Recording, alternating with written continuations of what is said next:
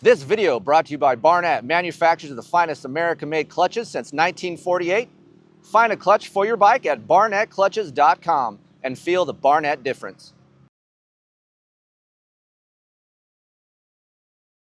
Welcome to the West Coast, everybody. We're back here at Glen Helen Raceway.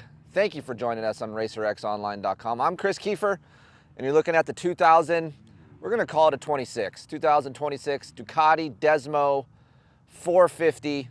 Look we went to Italy earlier this year. We tested it on Italian soil. We had one full day on it. So today we brought it up to Glen Helen. I went to Fox Raceway. If you want to check out that video, you can go to my YouTube channel. But I want to bring other guys in here to ride this thing, to give you guys an opinion on what it's like to ride. And so you're just not just listening to me and Italian people and other media. We're going to bring in other people and just ride this thing at the hills of Glen Helen Raceway today and see if the Ducati is in fact the best European 450 motocross bike right now. Is it? Find out. We're going to check it out.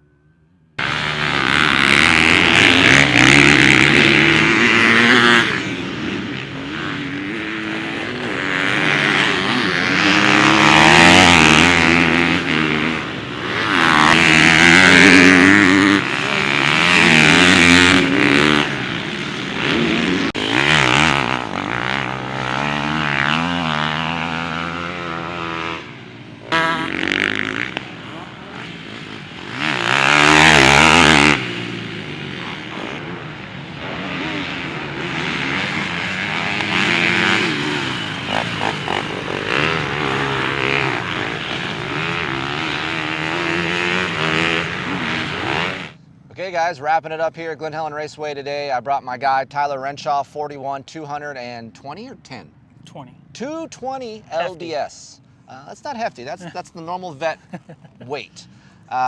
You're coming off of a what year Yamaha? 23 Yamaha. 23 YZ450F. I thought it'd be good to get Tyler in here to jump. Like, you guys heard me on the older Racer X video we did in Italy, and then as well as my YouTube channel, I kind of went over some of the things that I like and disliked about it. So I'm going to try to talk less and let Tyler kind of tell us what he felt. But right away when you hopped on it, just give us your first impression.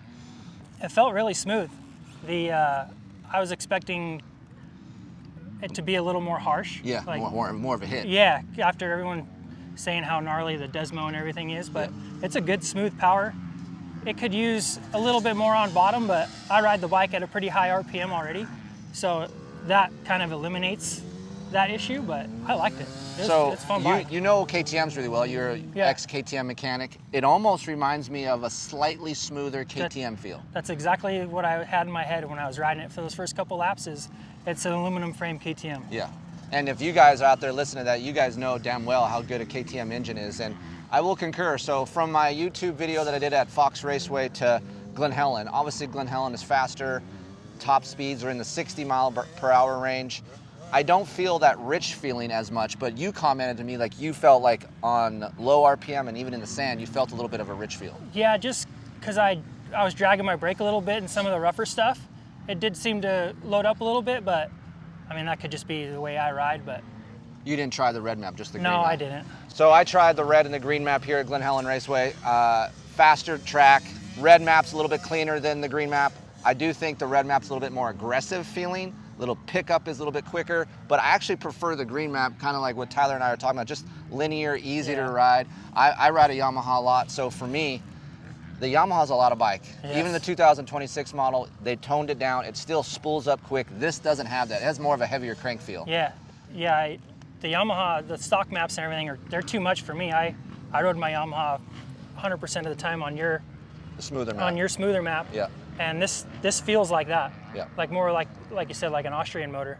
Yeah, so mid to top end, this is where this thing shines. Look at peak horsepower, it's a Ducati. Look, it's no stranger to HPs right there. It is a 1349 gearing. I personally don't mind the gear. I think second gear is usable enough and it's long. You can't lug it in third gear like a Yamaha. I guess I'll say that loosely. Even the newer Yamaha, I can't really lug in third gear that much, but this, at least, second gear is usable down the straightaway. I don't know if you noticed that. Yeah, I have a hard time shifting when you're supposed to. Yeah. So this thing, you can run it out and... It's almost like being lazy in a different area. Yeah, exactly. Yeah. So second gear, you're able to to be a little bit lazier and stretch that down the straightaway instead of having to shift. So that is nice. Chassis-wise, I was talking about how much comfort I had at Paula. It is a little bit soft, so when I loaded the chassis, it felt a little bit hinged and deflective from the swing arm pivot back. We actually have a decent day here at Glen Helen Raceway where there's traction and the moisture. So chassis-wise, what do you think? It's very compliant. Yeah. Like, it's not kicking you all over the place. I got out there and really didn't even have to take it easy the first lap. You could just ride it. So you got used to it pretty quick? Yeah, real quick. So would you say this is more compliant than a 23 YZ450 chassis? Yeah. So there you go. Yeah, it took me quite a few parts to get my Yamaha to handle how this is pretty much out of the box. Cornering better than the Yamaha, you think? I think so. Yeah. Yeah, you could get way up on the front of this bike with how that seat is. Side to side weight feelings, okay, even with that rich feeling down low? I'm not the greatest turner. Okay. So it did turn good. So I can't really tell you if it turns better than the Yamaha, because I'm not a great turner to start with. So the downside of this thing, look, it's soft. If there's one thing about the Ducati, it is meant for small Italian riders. Like, let's just face it. Like, the forks are a little soft. The forks are a little soft, and the shock spring is very light. We're looking at a 4/6 shock spring, so that means the linkage ratio is totally different than what we're used to here in North America. Being 220 pounds, you smash these things a few times. Coming down the hill, yeah, I can get the forks all the way to the bottom.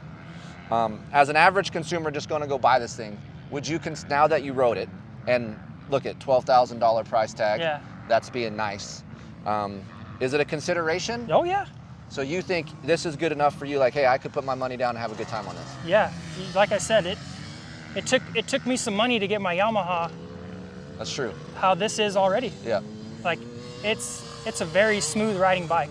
Yeah, you out think, of the box. Thinking Ducati, you think a lot of horsepower, but it's controlled horsepower. It's not like that at all. Last thing before we let you go here, cockpit-wise, you're 6 foot, 5'11".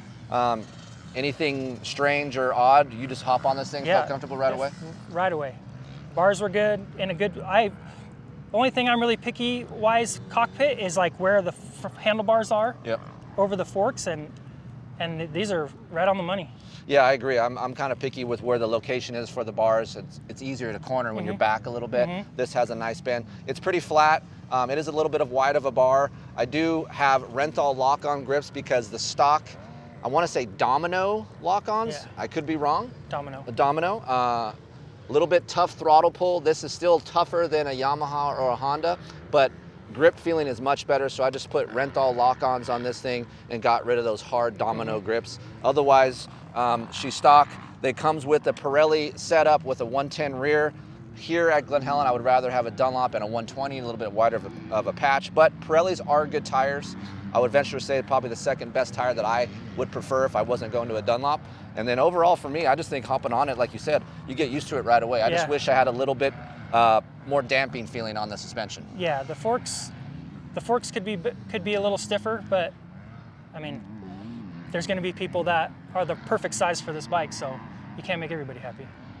All right, so Steve Matthes drove all the way from Las Vegas to ride this bike, so you really must have wanted to ride this thing. Yeah, I did. You know, it's exciting times in the industry. We got the Triumph, Beta's got a renewed focus, Ducati is out. Like, it's kind of neat to have all these bikes for so long, or so new coming out. So yeah, when you said I got one, Dave Casella said I could ride it and come down, and so it's pretty exciting to come down and ride it. I mean, Ducati's a really cool name, right? Legendary name, lots of prestige behind it. So yeah, it was fun to come down and ride it. Did you have a pre-notion leading into what would it be like to ride?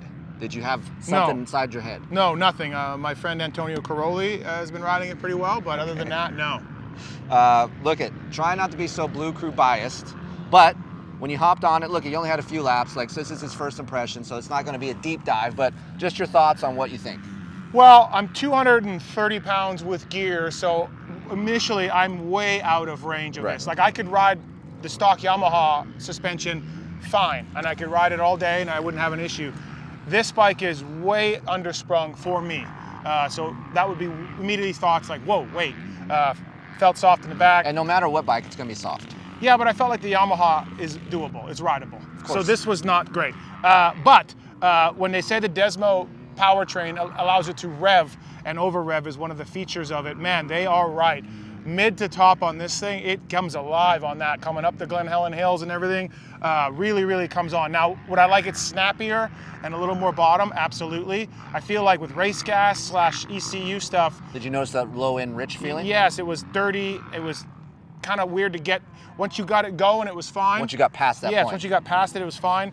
But yes, I would want a little bit more hit for myself off the bottom. I'm not, a better rider carries more corner speed, and the things that I notice, they don't even notice because you're already gone into the mid and top. While I'm a crappy vet B rider, and so I get down low in the power and I feel it. But like I said, mid to top, amazing. It really pulled strong. Fit and finish was great. I thought that it cornered really well. It felt well between your legs and cornering inside and out. Lightweight feeling compared to Lightweight Yamaha? feeling, I felt like. Yep, all of that. Okay. And then I just think the bottom end, I would need some race fuel or ECU stuff to kind of get rid of that chunkiness that I felt. But man, mid to top is great, and fit and finish is great, like I said as well. And for me, immediately, I'd need stiffer springs right off the bat. Cockpit-wise, no problem? No problem. Felt really nice. Like I said, the fit and finish of the bike is really nice. I felt like the bar setup and clutch was great. That's a Brembo hydraulic clutch, which I really like. Yep. Yamaha went away from that, and I wish I had this on my Yamaha. Steve is correct. He ain't going to say it, but I'll say it. I feel like this clutch versus the 26YZ450 is a lot easier and more friendly to use. Yes. No, I agree. Okay. I agree. So less on-off feeling? I think we went backwards a little bit with our Nissan hydraulic setup for 26. Feel like the Yamaha did as well. But no, it was really cool. I liked it. I just, like I said, when the engineers are developing a bike, as you know, they got to pick a range for weight. They got to figure it out. These guys went, I think you said it earlier, small Italian guy. Yes. Lupino, Caroli. Test riders are, look at us Americans, we're heavier people. We are. And the Italians, Canadians. more in shape and eat better than us. So Yep. for me, I concur, it's a little bit rich off the bottom. I understand what you're saying there. One thing I didn't mention, and you're probably not as sensitive to this as I am, is vibration. I talked about vibration in Italy. I don't notice it much here at Glen Helen. I rode a Honda earlier, which vibrates. I would say this is on par with that, maybe a little bit less. So the vibration for me is down, which is key, which to Steve's point, it helps with that quality feel. I would say, unlike a Triumph, it has a little bit of less of a quality feel on the Triumph than this. This has more of a quality feel. I would agree. I just got off the Triumph. I would agree. Yeah, absolutely. Is there anything we can do to get that throttle to turn easier too? Can we? Yeah. Can we do something? This is a little bit grainy. Yeah. If you like, we lubed it up, put these Rentals on here, and it's still a little bit stiff. But yes, that's easy fix. We can get that down. No problems with the tires, Pirelli tires. You don't care. Felt fine. Felt fine. All of that was great. Couple notes for you guys. 1349 gearing. I myself probably would leave that there. It is a 5.0 fork spring, and then stand by, get ready. 4.6, sorry. A 4.6 shock spring and a 5.0 fork spring. So yes, you heard it right. A 4.6 rear spring. That is very soft. So the Ducati brand is trying to do something that we normally aren't familiar with as far as North American test riders or just in general as a consumer.